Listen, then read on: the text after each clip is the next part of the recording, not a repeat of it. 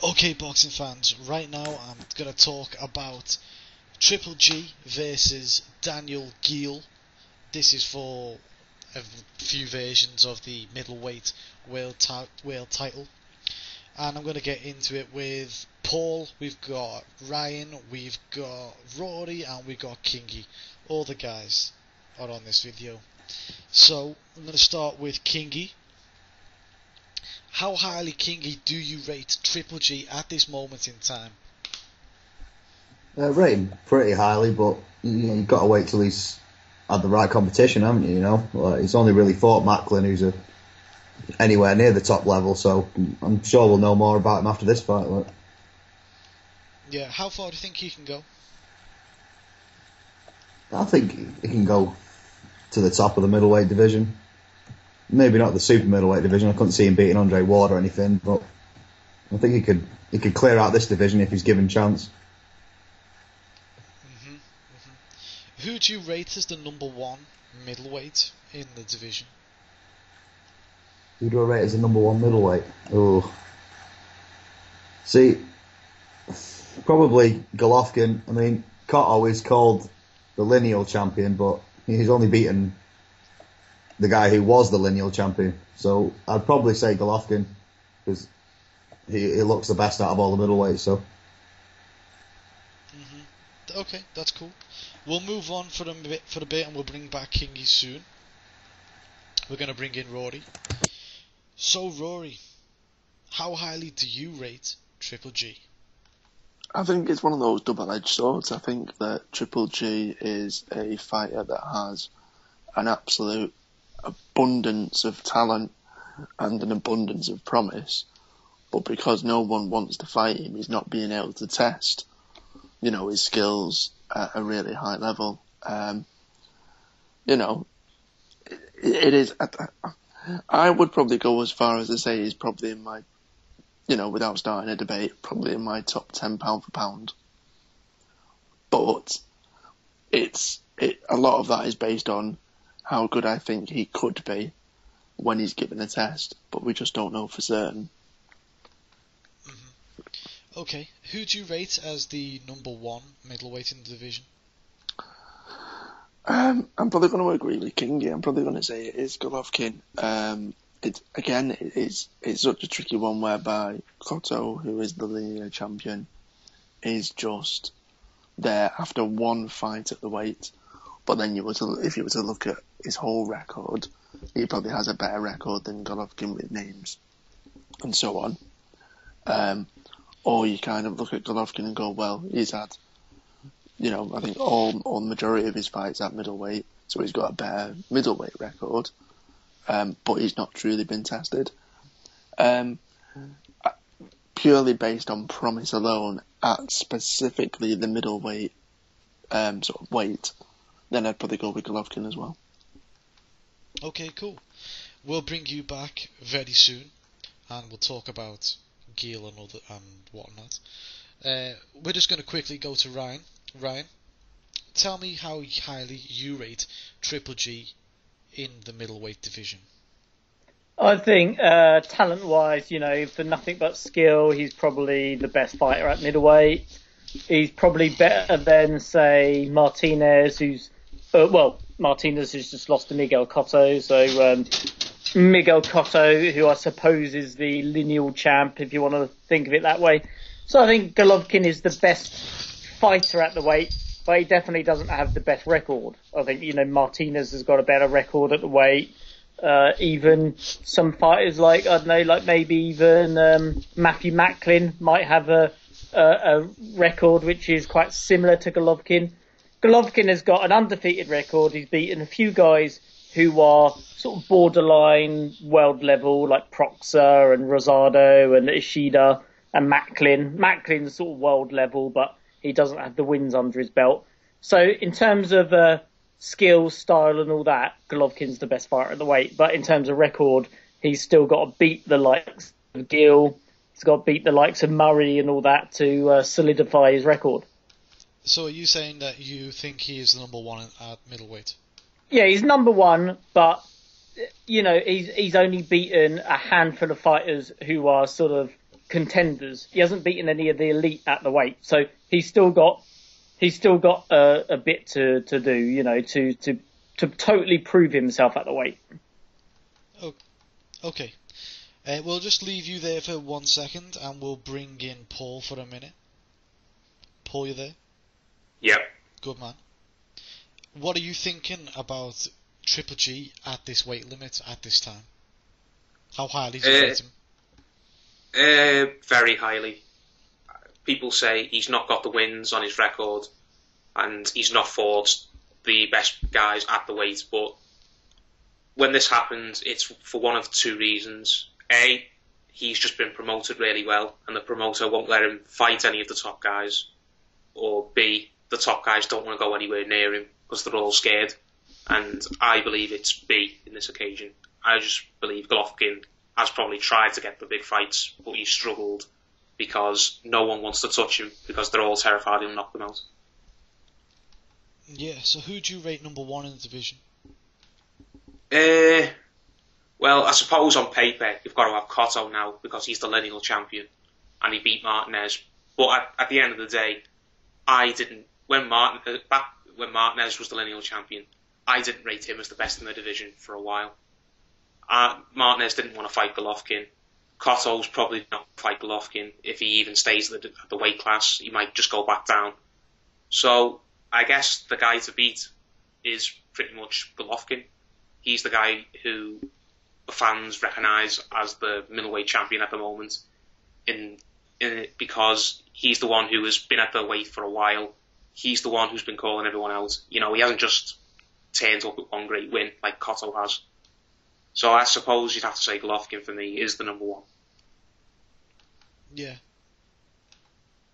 Yeah, I agree. For me, I rate Triple G really highly. I think he is the number one in the division. However, I also follow the lineal championship and think that's worth something. Not as much as I used to think it was worth, but I think it's still worth something. The problem with the lineal championship in this aspect is that there's nothing to force the number one in the division, which was Sergio Martinez, up until recently, to face the number two, which was Triple G. There's nothing forcing them to do that. So, you know, Martinez wanted to cash out in the biggest money fight he could make, and he got Miguel Cotto. Miguel Cotto got some good money, and let's be real, any top 10 middleweight, maybe even top 15, would have beat that Martinez that night, and Cotto was the man who won the fight. He is now the lineal champion. So unfortunately, I've got to put Miguel Cotto as number one in name only. You know, holding the title there just until basically he's going to lose his next fight. I think Cotto, he'll go move down a weight, get his ass kicked, and then that'll be that. The lineal title will be up in arms, and Triple G will take his title back. When it comes to why I don't think his record stacks up, I think his record is probably the best at middleweight right now. Really. I mean, if you look at Macklin, he probably beat Sturm, didn't get a decision. If you look at Martin Murray, he beat both Murray. If you look at Murray beat both Sturm and Martinez. You know, realistically, but didn't get any of the decisions. And we're getting a lot of this thing where a lot of the contenders just not getting the decisions.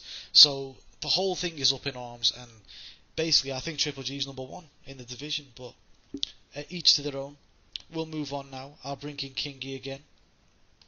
Kingy, how much credit do you give Geale for taking this fight? Oh, a lot of credit, and well, it's been said before. I mean, everyone seems to be avoiding Gennady Golovkin, and he seems to be confident and well up for it. So, you know, good on him. Like, it's about time one of the, you know, top 5 middleweights had a crack at Golovkin. So, you've got to give him a lot of credit for it. Mm-hmm. Okay, I'm just going to quickly give my opinion because, well, I want to give my opinion. Mm-hmm. I'm not giving Geale that much credit for taking this fight, and I'm going to tell you why. Because I think a lot of people forgot this. When Geale was the WBA champion and I think the IBF champion, I think he was those two championship belts he held, he dropped one of the titles because Triple G was his mandatory, and he didn't want to fight him. Now that he's lost his titles and has got nowhere to go, all of a sudden, now he wants to fight him. Funny that, isn't it? But I'll let you guys chip into how much credit you're going to give Geale for this. So, Rory, how much credit are you going to give Geale in this fight? I think with Geale, you give him credit for the fact that he's going up against a man that sort of 99% of the rest of his sort of middleweight compatriots don't want to touch. But you also look at it from your aspect, and also the fact that, you look at the different options he's probably got, and he probably doesn't have that many options, Geale. And I think the fact that sort of Team Golovkin and his promoters have probably offered decent money to probably bigger name guys out there that haven't taken it, I reckon Geale's going to get a reasonably good payday for taking this fight. Simply because I'm presuming Golovkin's promoters have been flashing the cash to try and get a decent name, and they couldn't get one of the really elite middleweights, and it's just kind of gone down as, down the list. And they've said, right, well, we'll give you probably more than you would have got for a fight like this, because we need someone in the ring to face Gennady. So there's certainly going to be a decent financial reward, but you still got to give him some sort of kudos for taking it anyway. I suppose you've got to give him some kind of kudos for taking it. Kudos. So, Ryan, what are your thoughts on this? How much credit are you giving Geale? Well, he's stepping in the ring with Golovkin, who is, as a lot of people say, the most dangerous fighter at middleweight. So he deserves some sort of credit there. But then, that's just the state of the modern era where we actually give credit, like special credit, to fighters for stepping in the ring with a fighter. It's their job. But that's the state of boxing at the moment, that, people give that extra bit of credit to guys who fight dangerous fighters. But then on the other hand, Daniel Geale is probably getting a highest payday, and he's fighting in Madison Square Garden, which he's never done before. He's never fought in New York. He's never fought in Las Vegas. I think he's fought once in the United States in his entire career. So this is I think Geale is getting more out of this than Golovkin is, because if Golovkin wins, which he most probably will, it's just another day at the office for him. But if Geale wins, he's arguably the number one middleweight in the world. So if he puts in a career best performance, he's already probably getting a career best payday, and he'll have a career best win. So I think Geale would have been crazy to turn it down. Okay, cool. Paul, what are your thoughts on this matter? How much credit are you giving Geale for this fight? Quite a lot, to be honest. I know, as you said earlier on, it's easy to point the finger at Geale and say, oh, well, you chickened out of fighting Golovkin before, you're only fighting him now because you need the money. But for me, Geale's not a pussy for me. Geale's a brave guy. He went over to Germany to win his first world title. Who was the guy he beat? Was it Spick or someone like that? I can't remember. But I think it was Sylvester. Sylvester, right. Well, he went over to Germany to win a world title, which is not easy. And then he went over to Germany again to fight Felix Stern, who had a bit of a reputation for getting all the decisions in Germany. And he beat Stern. So he's won 2 world titles in Germany. He did drop the belt rather than fight Golovkin. But at the end of the day, he did drop it to get a career high payday in going and fighting Anthony Mundine, who, even though Mundine's not great, come on, Geale would have been paid an absolute fortune to take that fight. And what type of fighter turns down a fortune for an easy fight? So I can understand why old school people, are annoyed that he didn't fight Golovkin a couple of years ago. But at the end of the day, boxing's a business. He was probably just doing what he felt was right for himself, going for the money. And that's what he's doing now, because Geale's a respected guy. He's not world champion at the minute, but many people still class him as a world level fighter. And I honestly think Geale, if he'd have waited around a little while, he's with Gary Shaw, isn't he? I think Gary Shaw could have gotten Geale another decent fight had he waited around. So I give Geale a lot of credit, to be honest, for stepping up and taking this fight when many others around him wanted it. Okay, so we'll move on to the next question now. Next question is, how highly do you rate Geale, as in terms of being Triple G's best opponent? Go Kingy. Yeah, I think he's without doubt his best opponent. I mean, Macklin's close up there, but I think Geale's got, a better resume and just an all-round better fighter. I'd pick Geale to beat Macklin, so I would say he's without doubt his best opponent. Okay, cool. Rory, what are your thoughts on Geale as in opponent for Triple G? Do you think he's his best opponent or not?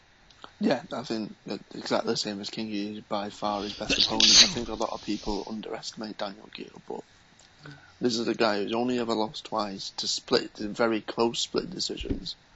He's had, I think, in his 32 fight career, he's had 9 world title fights or something around that. Yeah, depending on what you class as, which governing body you class as a legitimate world title, but in layman's terms, there's 9 on his resume, and you've got to take someone like that really seriously. The only time he's lost, like I said, is 2 very controversial and very close decision calls. So, I think he should be a lot more highly rated and be given a lot more credit than he gets. And, an absolute yard, the best opponent Triple G has faced. Okay. Ryan, do you think that Geale is by far the best opponent Triple G has faced?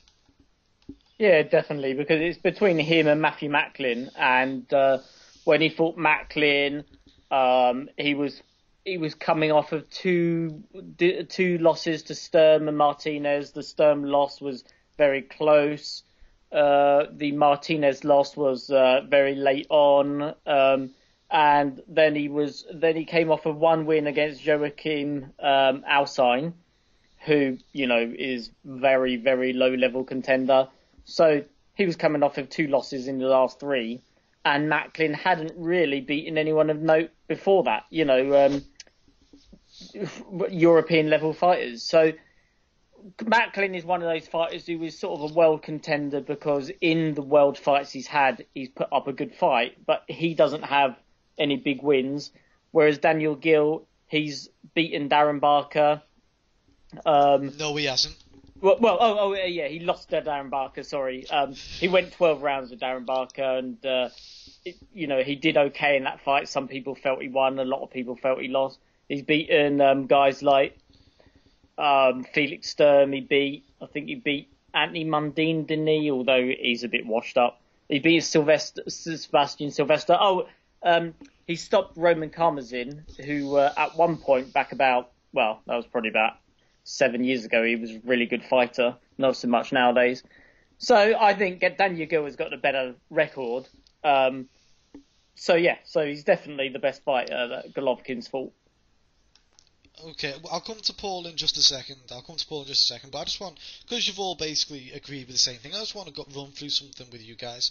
How highly do you rate Sebastian Sylvester? Because that's probably one of his best wins. Go on, all at once or not. Go on. Any of you? How highly do you rate Sebastian? Oh, Sylvester's like European level, but I mean, he was the IBF champion for quite a while. Yeah. But wasn't amazing. No. Sorry, go on. Okay, no, when I said all at once, I meant one at a time. He wasn't amazing, but at the end of the day, it takes cojones to go and beat a champion in his own backyard. End of the day, he's better than all the opponents apart from Macklin that Golovkin's fought. So yeah, well, put it that way. Come on, really, is he though? I mean, is he? He's better than. I mean, at the time when he fought him, he was a world champion defending in his own country. Regardless of what he's done since then, it's kind of a case of you've got to take it on face value at the time he fought him. I think straight after the fight he retired. Yeah, but he was a European level fighter who managed to get a world title, which lots of fighters do nowadays.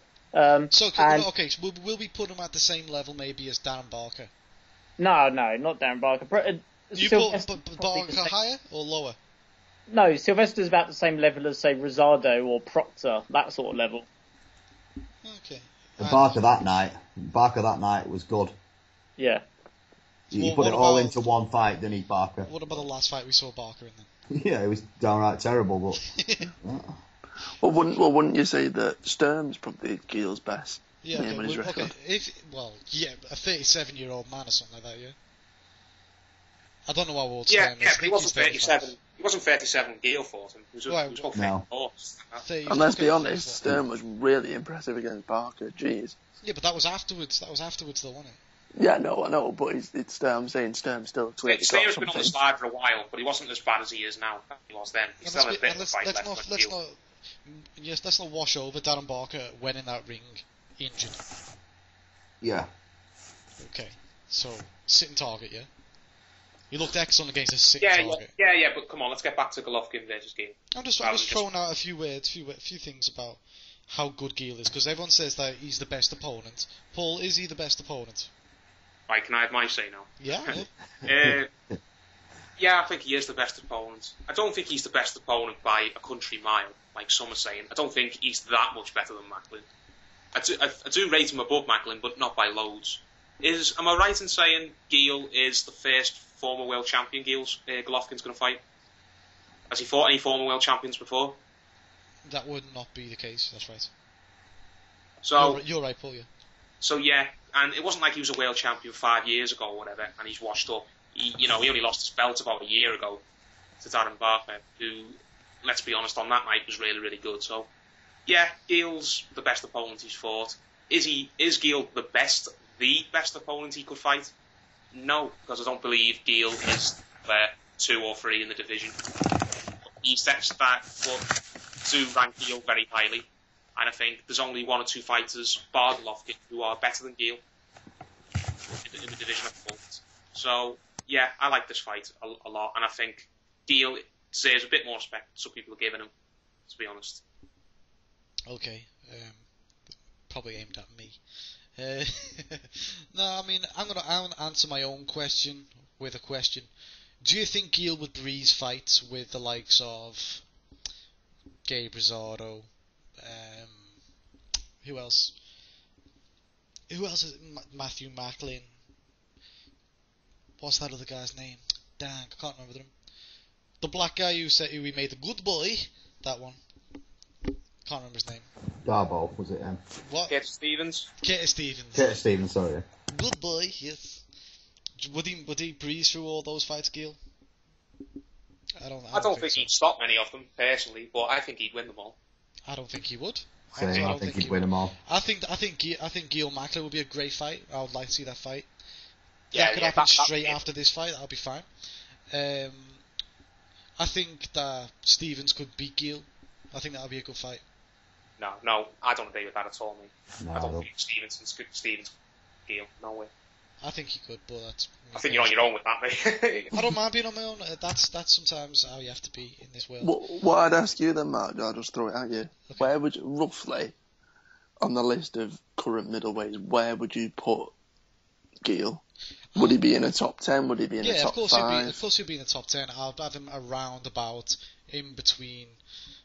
I'd have it like this. I'd have Martin Murray up here. Okay, I'm not saying exactly whereabouts on the list. Maybe number 6.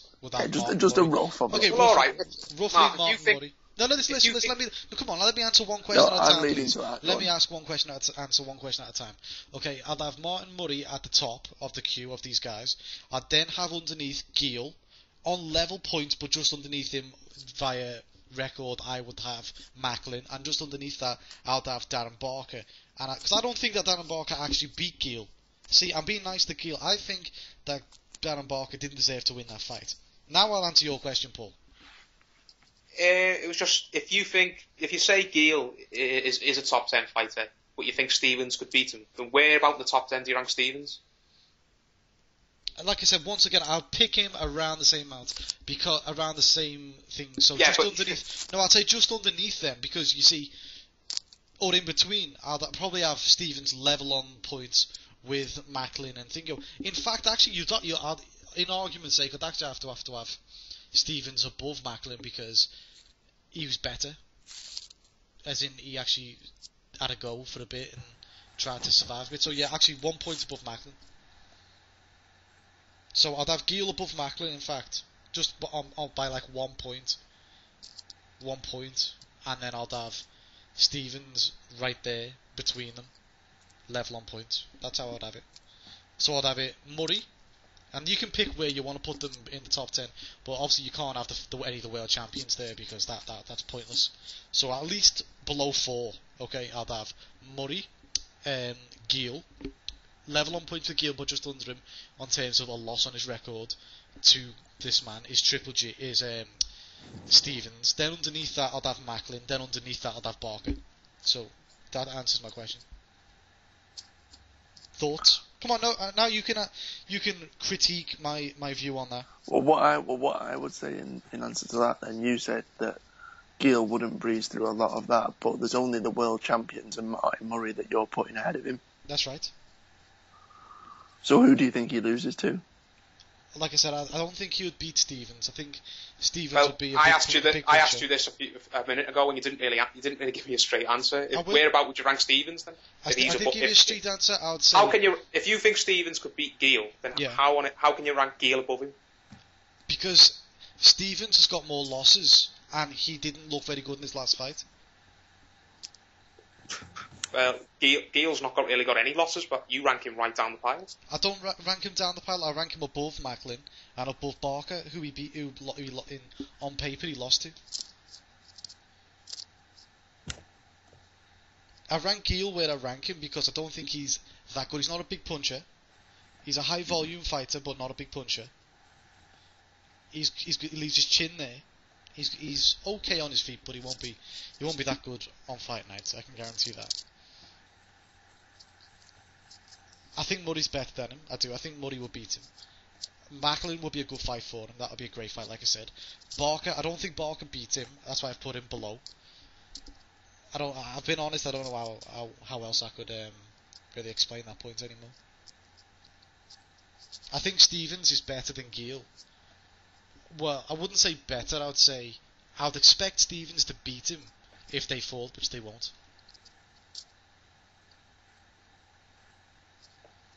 Shall we go on to the predictions now?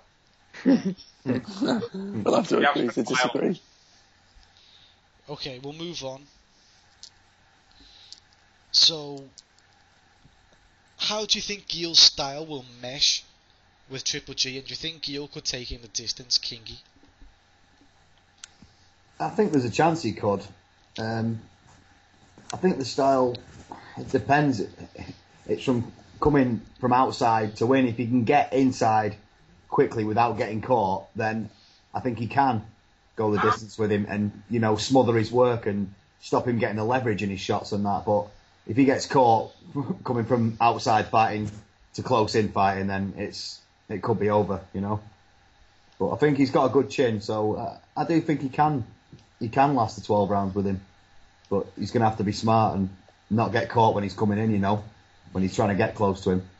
Very interesting, yeah. What are your thoughts, Rory? It's easy for us to say as boxing fans that we want Daniel Geale to go in there and give it some and actually put a bit of pressure on Golovkin. But I think, I hate to be a bit of a bore, but I think it's going to be the same as a lot of Golovkin's previous fights. I think Geale may have all good intentions to give Golovkin a bit of a run for his money, give him a test. But I think as soon as Golovkin connects, it might not necessarily put him down, because I think Daniel Geale's got a pretty decent enough chin.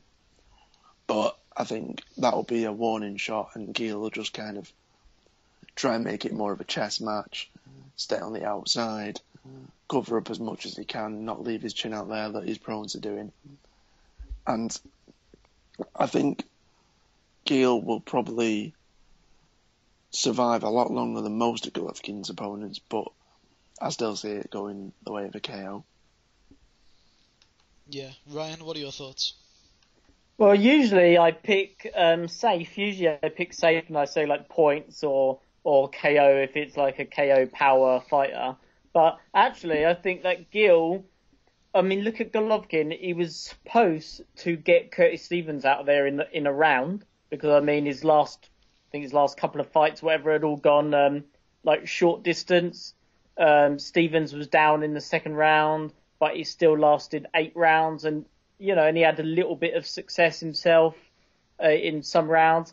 Macklin was out of there in like no time, which was very impressive. But I actually think that Geale is better than all of those opponents. He's never been stopped, although, his opponents have also not been, the best opponents out there, but he's never been stopped. So I'm actually thinking that Geale might go the distance. I think Golovkin is bound to go the distance at some point. I mean, he's knocked out his last however many opponents, probably like, I don't know, a dozen on the trot or whatever. So I'm thinking he's bound to go the distance at some point. So I'm actually thinking that maybe Geale takes him the distance. So Golovkin wins by, unanimous decision. Yeah, okay, cool. Paul, what are your thoughts on this question, which is, what is the question? Do you think Geale could take him the distance? Yeah, I agree with what Ryan's just said then. I think Geale's the type of fighter who it's not going to be easy to stop him, and Golovkin at some point is going to have to go a full 12 rounds and learn that he can't just, knock everyone out like it's easy. And Geale's got an interesting style. He's all volume, he's a little buzzsaw, and if he gets in Golovkin's face, it might sound suicidal on paper if he tries to take the fight to Golovkin, but I think if he gets close and tries to rough Golovkin up a little bit and try maybe a few dirty stuff, like the Babbitt punches, I think he could unsettle Golovkin maybe a little bit in the early rounds. And I could see Geale having spots of success here and there, maybe picking up the odd round, and I do see him going a distance, but I think as the fight goes on, Golovkin will probably get wise to what Geale's doing, and he'll start to come into his own a little bit more, and it wouldn't surprise me if Geale does go down at some point in this fight. Maybe he touches down, but I expect him to make it through to the end and to tough it out. And I reckon Golovkin will win a hard-fought decision. It won't be easy, but I think he will win. Okay. I'll say my answers in a little bit. I'll give you a bit of time to recuperate from my last answers. But do you want to give your predictions now, Kingy? Yeah, I'm going to go for Gennady Golovkin on points. Probably by, 4 or 5 rounds, something like that. You can see Geale testing him, I think he's there to be hit, Golovkin, when he comes in. He comes in wild a lot of the time, and he's definitely there to be hit. And I think Geale could have the style to maybe give him a bit of trouble and stop him doing what he wants to do. So I'm going to go for a points decision for Gennady Golovkin. Rory, do you want to give me your prediction?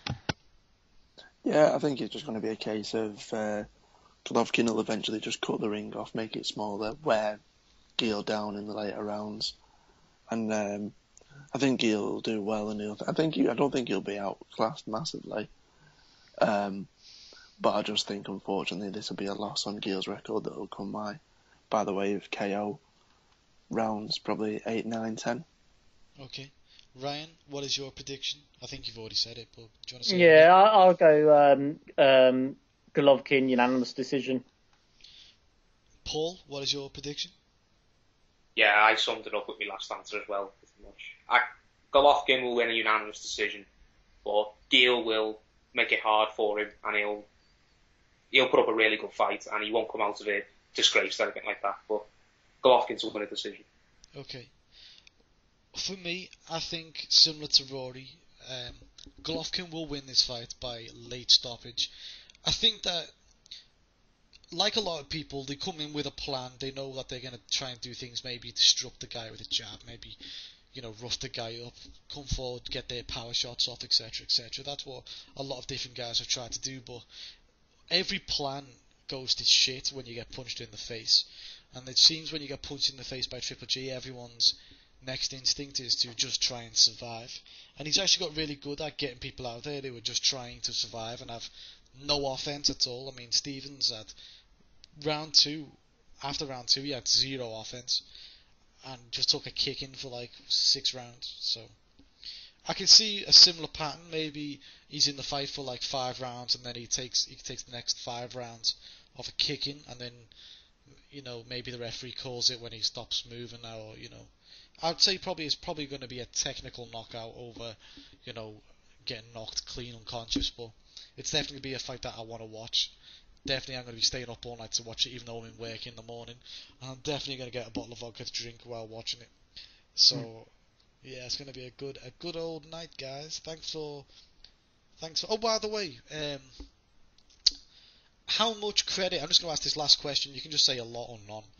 How much credit are you going to give the winner of this fight? It's the Kingmeister.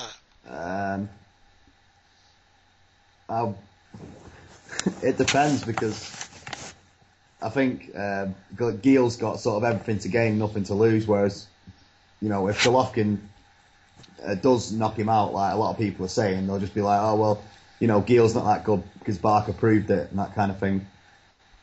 So I'm going to give him quite a bit of credit, but I don't think everyone will. Okay, Rory, how much credit are you going to give the winner? I think if Geale wins, then you've got to kind of give it a 10 out of 10. Amazing, he's now right bang in the middleweight picture, right up there. If Golovkin wins, then he's done what people thought he was going to do. But you've got to say it's his best name on the record, so you'd probably give him some sort of a good standard, solid sort of, say, 7 out of 10. What do you think, Ryan? Yeah, if Geale wins, it's 10 out of 10 because no one's expecting it really.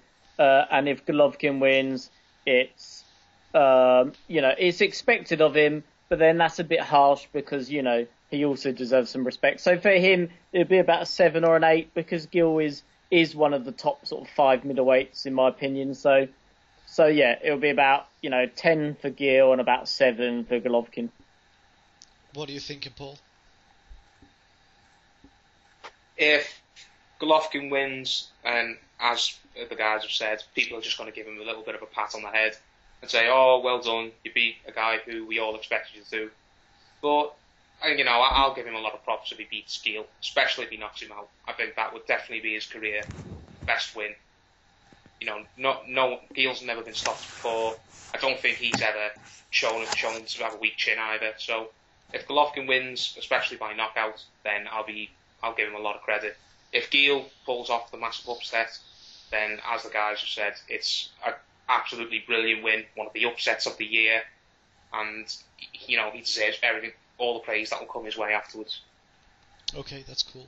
I'll give the winner props no matter what, so I'm happy. And thanks for listening, everybody.